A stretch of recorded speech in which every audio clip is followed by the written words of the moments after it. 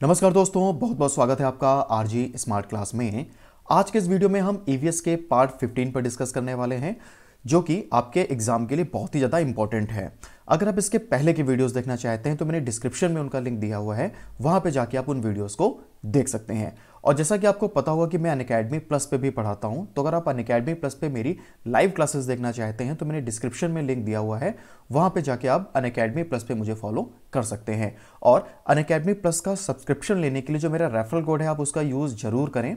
तो नोट कर लें, मेरा जो रेफरल कोड है वो है abhishek.rg स्मार्ट क्लास। ये मेरा रेफरल कोड है। तो इस रेफरल कोड का यूज़ जो है आप कर सकते हैं अनअकैडमी प्लस का सब्सक्रिप्शन लेते समय, तो आपको 10% का डिस्काउंट जो है वो मिल जाएगा। तो इसका लिंक भी मैंने डिस्क्रिप्शन में दिया हुआ है, रेफरल कोड भी मैंने डिस्क्रिप्शन में दिया हुआ है। तो अनअकैडमी प्लस पे जो है मुझे जरूर फॉलो करें, और जितनी भी लाइव क्लासेस हैं आपकी सीटेट के लिए, उनमें आप जरूर जो है वो एनरोल कर लें। तो चलिए बढ़ते हैं आज के सेशन की तरफ। तो आज का पहला क्वेश्चन है कि प्रदूषक जो है वो कितने प्रकार के होते हैं।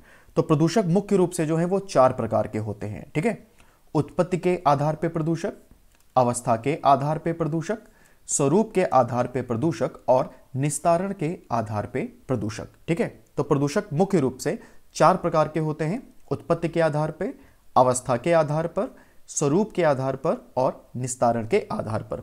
अब हम लोग इनको एक एक करके डिस्कस करते हैं। ठीक है, तो सबसे पहला है आपका कि उत्पत्ति के आधार पे। तो उत्पत्ति के आधार पे जो प्रदूषक हैं ये कितने प्रकार के होते हैं। तो उत्पत्ति के आधार पे प्रदूषक जो है वो होते हैं 2 प्रकार के।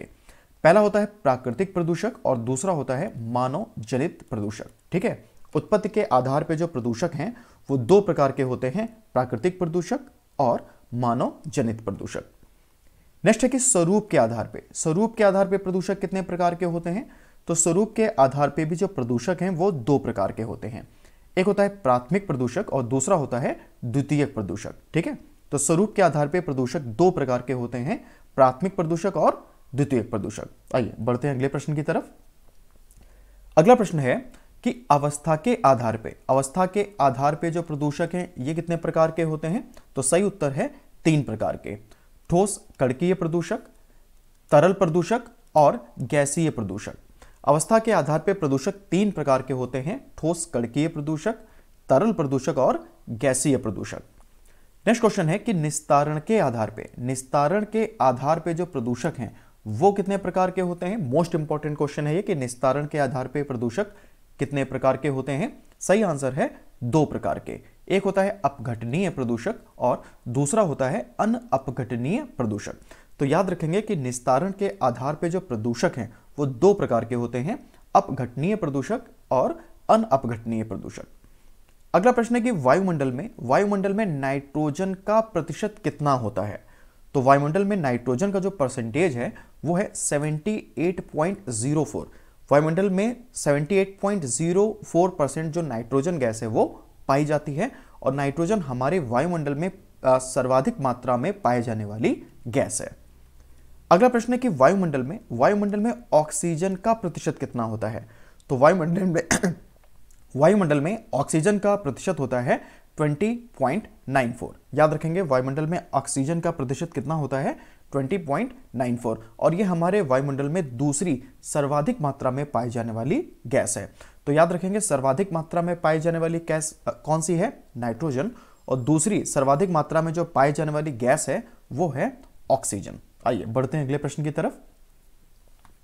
वायुमंडल में ऑर्गन का प्रतिशत कितना है। तो ऑर्गन भी गैस है या अक्रिय गैस है ऑर्गन। तो वायुमंडल में ऑर्गन का जो परसेंटेज है वो है 0.93%। याद रखेंगे वायुमंडल में ऑर्गन का परसेंटेज कितना है, 0.93%। अगला प्रश्न है वायुमंडल में कार्बन डाइऑक्साइड का परसेंटेज कितना है। तो वायुमंडल में कार्बन डाइऑक्साइड का जो परसेंटेज है वो है 0.03%। मोस्ट इंपॉर्टेंट क्वेश्चन है कि वायुमंडल में कार्बन डाइऑक्साइड का परसेंटेज कितना होता है। तो याद रखेंगे 0.03%। नेक्स्ट क्वेश्चन है कि वायुमंडल में जल वाष्प का प्रतिशत कितना होता है। तो वायुमंडल में जल वाष्प जो है इसका प्रतिशत होता है 4%। ठीक है, वायुमंडल में लगभग 4% जो है वो जल वाष्प जो है वो पाई जाती है।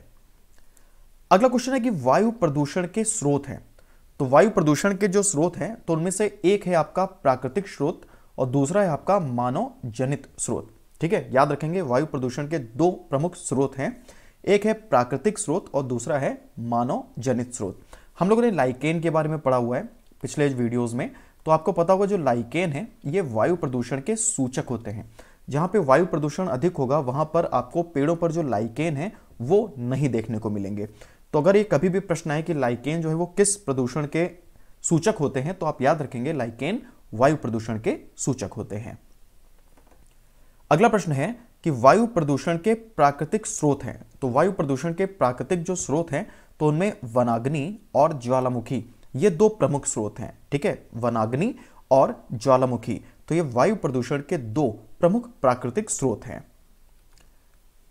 अगला प्रश्न है वायु प्रदूषण के मानव जनित स्रोत कौन कौन से हैं। तो इसका भी आंसर है दो प्रमुख स्रोत हैं, एक है आपका गैस और दूसरा है कणकीय पदार्थ। तो गैसेस जितनी भी हानिकारक हैं वो, और दूसरा जो कणकीय पदार्थ हैं, तो ये दो प्रमुख प्रदूषक हैं वायु प्रदूषण के जो कि मानव जनित स्रोत हैं। आइए आगे बढ़ते हैं। अगला प्रश्न है कि जीवाश्म ईंधन के प्रयोग से कौन सी गैस निकलती है। तो जीवाश्म ईंधन के प्रयोग से कार्बन मोनोऑक्साइड गैस निकलती है। अब जीवाश्म ईंधन क्या होता है, तो जैसे कि कोयला, ठीक है, कोयला, लकड़ी, तो ये सभी जीवाश्म ईंधन कहलाता है। तो जीवाश्म ईंधन के प्रयोग से कार्बन मोनोऑक्साइड गैस निकलती है। नेक्स्ट क्वेश्चन है कि फ्रिज और एसी से कौन सी गैस निकलती है। सही आंसर है क्लोरोफ्लोरोकार्बन, जिसको हम लोग शॉर्ट में सीएफसी भी बोलते हैं। तो फ्रिज और एसी से क्लोरोफ्लोरोकार्बन गैस जो है ये निकलती है। जितनी भी ठंडा करने वाली चीजें हैं याद रखेंगे, तो उनसे जो एक क्लोरोफ्लोरोकार्बन यानी कि सीएफसी गैस है ये निकलती है, और ये ओजोन जो परत है, जो ये ओजोन परत है उसको ये नुकसान पहुंचाती है। ठीक है, ओजोन परत को ये पतला करती है। चलिए आगे देखते हैं। जेट विमानों से कौन सी गैस निकलती है। तो जेट विमान जो है इससे निकलती है nitrous oxide. Most important question कि जेट विमानों से कौन सी गैस निकलती है, याद रखेंगे नाइट्रस ऑक्साइड। अगला प्रश्न है कि धान के खेत से कौन सी गैस निकलती है। बहुत बार एग्जाम में क्वेश्चन पूछा गया है कि धान के खेत से कौन सी गैस निकलती है। सही आंसर है मीथेन। धान के खेत से मीथेन गैस निकलती है। चलिए बढ़ते हैं अगले प्रश्न की तरफ। अगला प्रश्न है कि वातावरण में पाए जाने वाले या फिर वायुमंडल में पाए जाने वाले जो ठोस कण हैं उनको क्या कहा जाता है। सही आंसर है एरोसोल। मोस्ट इंपॉर्टेंट क्वेश्चन है, जरूर इसको याद कर लें कि वातावरण में पाए जाने वाले जो ठोस कण होते हैं उनको एरोसोल कहा जाता है। अगला प्रश्न देखें। एरोसोल से आकार में छोटे कणों को क्या कहा जाता है। तो एरोसोल से जो आकार में छोटे कण होते हैं उनको धूम्र कहा जाता है। याद रखेंगे, एरोसोल से जो आकार में छोटे कण होते हैं उनको क्या कहा जाता है, उनको धूम्र कहा जाता है। एरोसोल से आकार में जो बड़े कण हैं उनको क्या कहा जाता है। तो एरोसोल से आकार में जो बड़े कण हैं उनको धूल कण कहा जाता है। तो जो एरोसोल से आकार में छोटे कण होते हैं उनको बोलते हैं धूम्र, और जो एरोसोल से आकार में बड़े कण होते हैं उनको क्या बोलते हैं, उनको बोलते हैं धूल कण। ठीक है, चलिए आगे देखते हैं। वातावरण में सर्वाधिक वायु प्रदूषक गैस है। तो वातावरण में जो सर्वाधिक वायु प्रदूषक गैस है वो है कार्बन मोनोऑक्साइड। बहुत सारे ऑप्शन आपको मिलेंगे तो उसमें से याद रखेंगे आपको क्या जो है सेलेक्ट करना है, कार्बन मोनोऑक्साइड। वातावरण में या फिर वायुमंडल में जो सर्वाधिक मात्रा में पाए जाने वाली वायु प्रदूषक गैस है वो है कार्बन मोनोऑक्साइड। चलिए आगे देखते हैं। अम्ल वर्षा जो है वो किस गैस के कारण होती है। तो अम्ल वर्षा जो है वो होती है सल्फर डाइऑक्साइड और नाइट्रस ऑक्साइड के कारण। ये दो प्रमुख गैसेज हैं जिनके कारण अम्ल वर्षा होती है। ठीक है, तो याद रखेंगे अम्ल वर्षा किस गैस के कारण होती है, सल्फर डाइऑक्साइड और नाइट्रस ऑक्साइड। आगे देखें। ओजोन परत वायुमंडल की किस परत में पाई जाती है। सही आंसर है समताप मंडल, जिसको हम लोग इंग्लिश में स्ट्रेटोस्फेयर भी बोलते हैं। तो ओजोन परत जो है वो वायुमंडल के समताप मंडल में पाई जाती है। वायुमंडल की 5 प्रमुख परतें हैं। तो जो सबसे निचली परत है उसको हम लोग क्या बोलते हैं, उसको हम लोग बोलते हैं क्षोभ मंडल। जो क्षोभ मंडल के ऊपर की परत है उसको हम लोग क्या बोलते हैं, उसको हम लोग बोलते हैं समताप मंडल। और जो समताप मंडल के ऊपर की परत है उसको हम लोग बोलते हैं मध्य मंडल। मध्य मंडल के ऊपर की जो परत है उसको हम लोग बोलते हैं आयन मंडल, और जो आयन मंडल के ऊपर की परत है उसको हम लोग बोलते हैं बाह्य मंडल। तो याद रखेंगे कि वायुमंडल की 5 परतें हैं, क्षोभ मंडल, समताप मंडल, मध्य मंडल, आयन मंडल और बाह्य मंडल। चलिए आगे देखते हैं।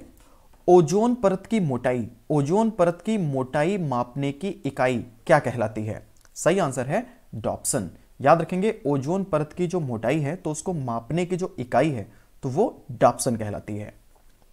अगला प्रश्न है कि पृथ्वी से कितनी ऊंचाई पर ओजोन गैस का सर्वाधिक विस्तार है? तो लगभग 20 से 35 किलोमीटर तक। लगभग 20 से 35 किलोमीटर के मध्य का जो क्षेत्र है तो यहां पर सर्वाधिक मात्रा में जो ओजोन गैस है उसका विस्तार है।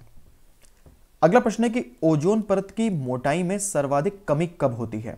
तो ओजोन परत की मोटाई में जो सर्वाधिक कमी है वो होती है सितंबर से अक्टूबर के मध्य में।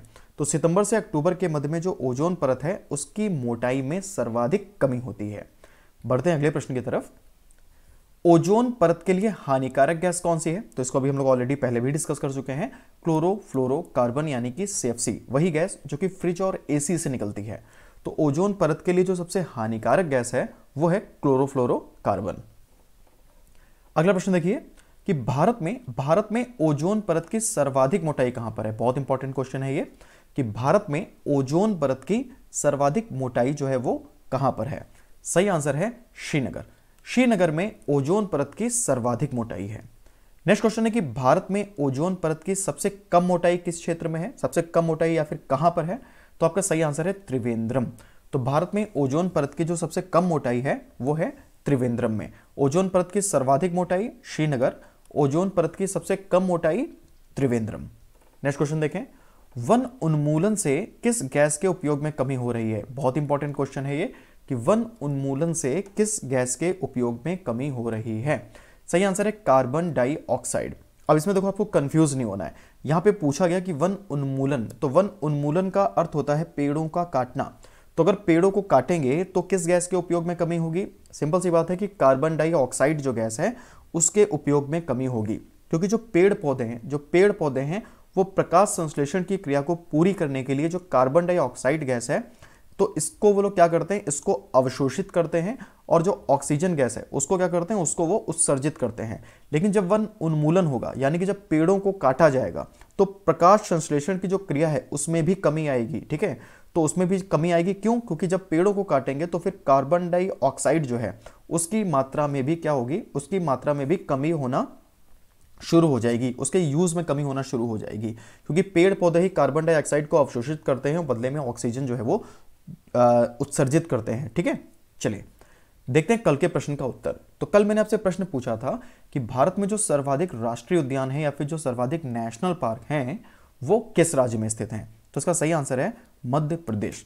भारत में जो सर्वाधिक वनों वाला राज्य है तो वो भी मध्य प्रदेश है, और भारत में जो सबसे अधिक नेशनल पार्क हैं वो भी मध्य प्रदेश में है।